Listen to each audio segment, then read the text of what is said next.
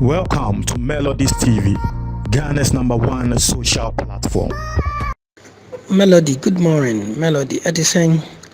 What do you put a IBA to Hanman Mati Kakra? Yada was any Juma Power Melody. Ya Mikasa free UK or body Nana the critical thinker. Yada was video now can dear a Carmen Codian and fan to Visa Ghana and the Paboni for no dorsal. Sometimes and so persuaded to her no problem or writing a bony pahobine. Sir Captain Smart, any woman good Ghana, a big candy chase, a bronze and munina, Samijam Fiso manam, who so be antimina home of it. And to all post to be an asshole ye be business or yanakuma pema. Me feast or Yankopon or boss or bass aseno. Emra washisha mubi and a drew horma untimin cotino, Sana Brabonetia. Obi on ma onye boni onye ahwe nso wonam okọ na obi boni okudinia okohia nkwanhia na wawu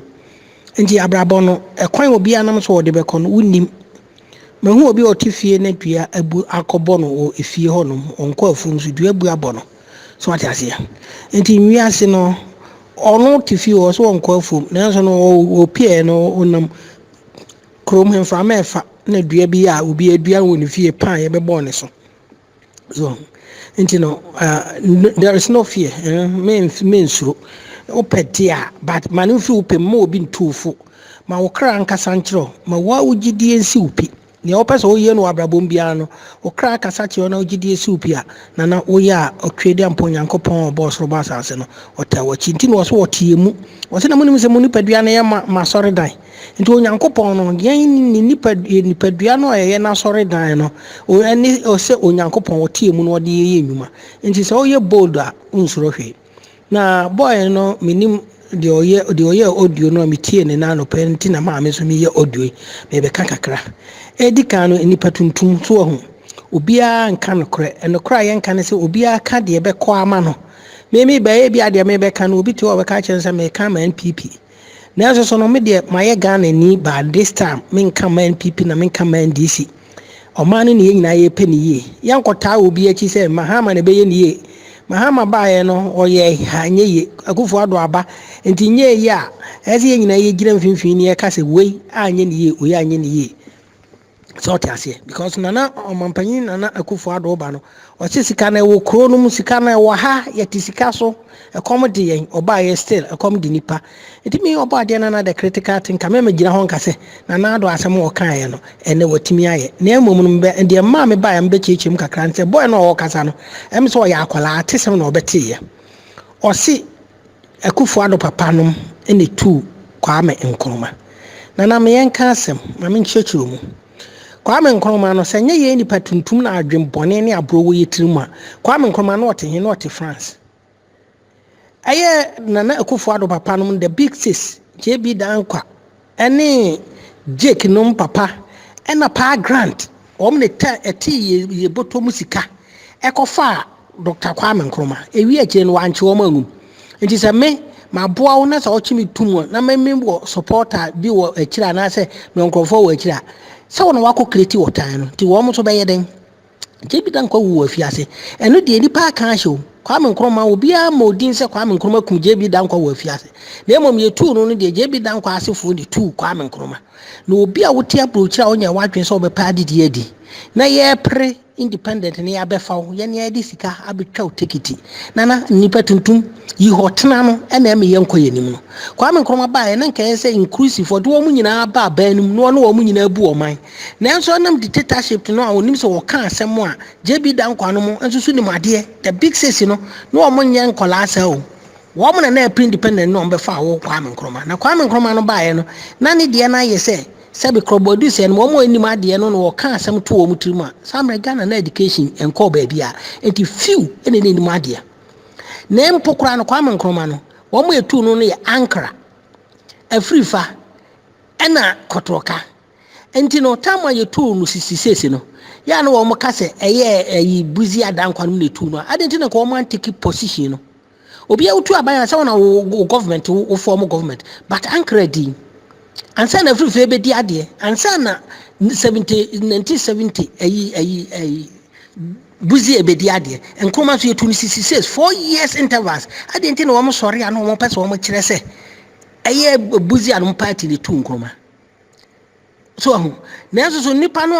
o de oyeye no aye bi enye no onya awotan no obi ankan no Kwame Nkrumah na nke so wo mo nyina ka amamuo no ho the big six no wo mo pega na yie said de enya selfishness obi aba wo pe ne botom no a e ko wo mo nyina ato man na ko mo to man ko siye but Kwame Nkrumah no say independent and republic now no nya nkrofo support no wo mo so say independent na republic ne yema mrofo ne nkam no wo mo kire ne yema kakra ene ye sori ane nyina yesu se ye ho kire yen South Africa nya na mrofo wo mta so wo hoi Zimbabwe ni adese na mrofo ne da so wo ho no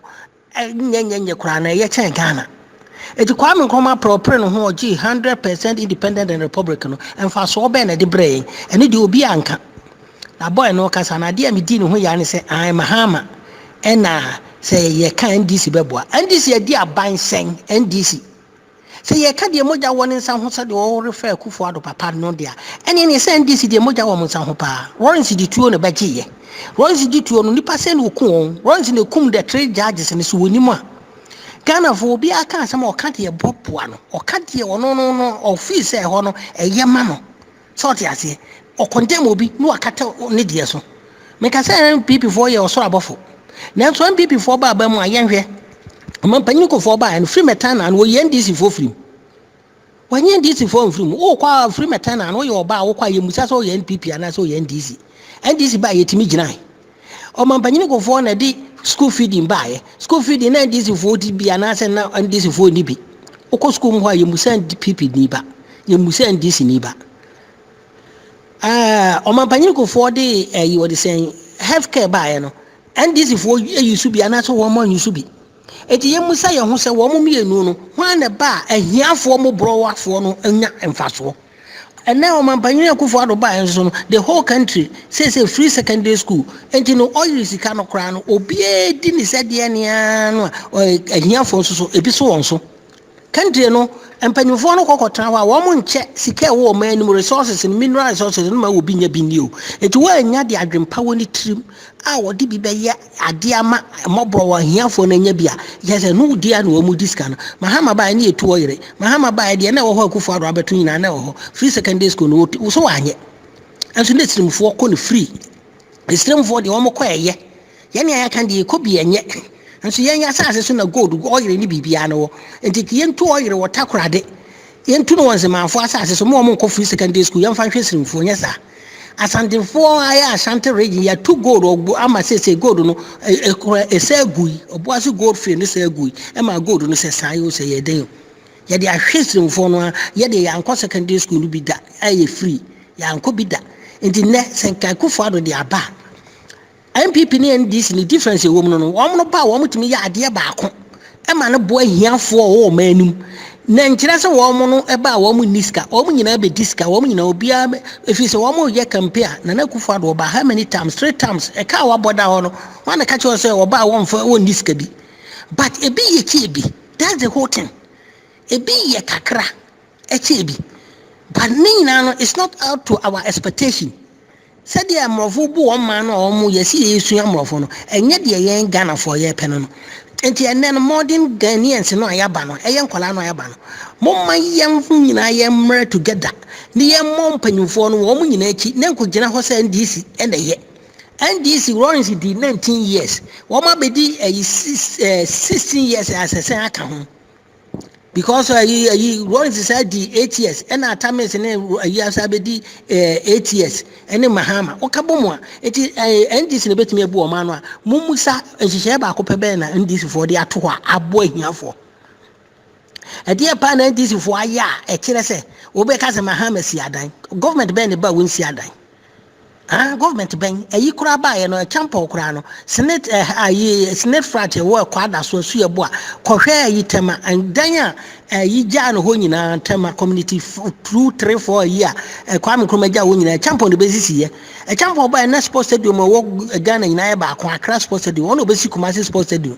hwana cho se obi ba wonya hwe obi enu ho betra so a sebe preduasa wonye bibi se wonsi school ana wonsi hospital ba nenu ne amamu ni nyina ne se ya sitram ye didie mu bayefo ene Ghana ya sitram odin ye didie mu odin usika ye nya no ede na ye de to aduane di na ye de bi to atare hye no enye saa ene ye nya no awo akatuam eno ne na ye me ye kasa amamu no modin na se ye kasa obi ba osi dan na wo yi akwan ne de eye no ma tese obi yi akwan na so osi adan enye no ne ye pe ba ya sitram ye didie ne ye dare hyem ne ye yare da ho ejinzie nyina ye be ye baako na ye NPP ye NDC ne ye nyina ya ka abom se ye kekere o man no office Ghana ni wutu kwan a wonfa NPP passport ana wonfa NDC passport enti melody de me pesa odi tudwa ana so odi to platform isu mu obi atene se ene Ghana fo ya ba nyina ye nkukuru NDC ne NPP mfa nhwe ho ne ye nkere won kwan a wonfa so ye ho beto yen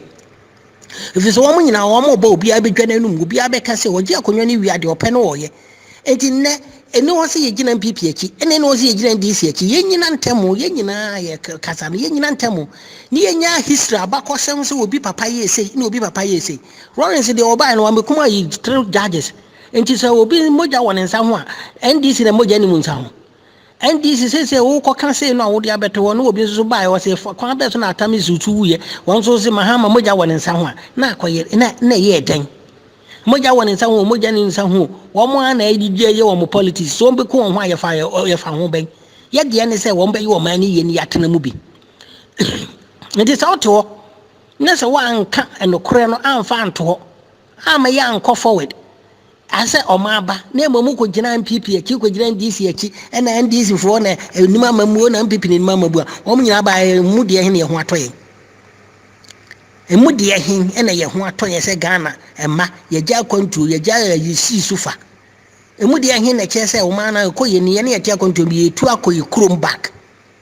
enti nne no mesre minuanom mon kasa so ma ba pa ne nyina ye Ghana fo obi etu kwan wo de Ghana passport ye mfa NPP passport ene ye mfa NDC passport enti mom ye nyina ntemo ne ye mpanyufo ye nkyere de wo monye no mo hu se na ne me ko ani mu no wo ntimi take years for granted say all the time no ma be dwo wonu no ma be ka de wo mpa no ma be gye akonwa no ese mo hu se no Ghana no eda ho no wa obeba no wo ntimi nya adwuma no emma kora na tese wa ba ka se obetimi aye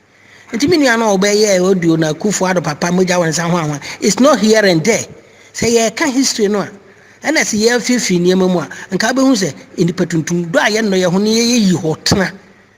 enti ana broche kura no ye ba Ghana ni nya adwuma wo pese ni nua beko wo ndi no ko wura mu a no no wo wase se wo adwuma no ho a wo na ade no ko ye kura no ye nyi wadi no won ka adwuma ni yi hotena na ma yetu kwa mekroma so oba ye no no ogi ye nko ka je bi dan kwa no nyina ba mu a enka ye bia enka ye ntuno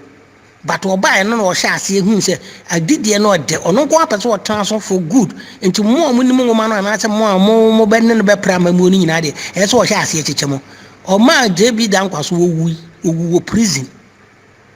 obi obefa o se brani ye independent no ono ano ogu process ne so no oba ye no obachi ni too many we ende de wonka enti de ono de kwa mekroma de na moja ni nsa ho so ho na moja ni nsa ho na mom ye nye ayi ohu de na nua sisi kono ne de o ma na du no mom ye nyina mfimfini ye nye mani so na Ghana mobo Ghana esu e wo su hwe na no ye nua ma no ma kwa di Saudi Arabia so ma di Arab fo kro so wo ebi yare wo mo de da yare pa so ne ade no wo mu su se ye mefa wo ne ke ye ma mu ye ene ye te ye ma mu ye nya adwuma ye ne ye nya de de beto aduane ye dia ke ye de bia na Ghana ye gu nkrofo kro so eno na ese ye hwe ne ye da ne ye dwene ho ne ye gira mfifi ne ye den ye o man bapa ne ye chempanyufo ne se first no se no wo mu nim a ye nkola na ye ba na fe de ye nim wo mu ntimi na ada ye biem wo mu ntimi fi ye ni agro eno na ese ye o man bapa ne ye den ye ka enti melody mi da se me so be post wa yi di ato ho mama me na akọ ama vibe ama obi atie bi oba de na the critical thinker me o UK ohima krom London abonten so ena me ne mu twitwi nkomo awurade nka mo ho awurade nhia mo o nhia Ghana man no ma ni nhia na dom ne na humobro enno soma o my Ghana medamase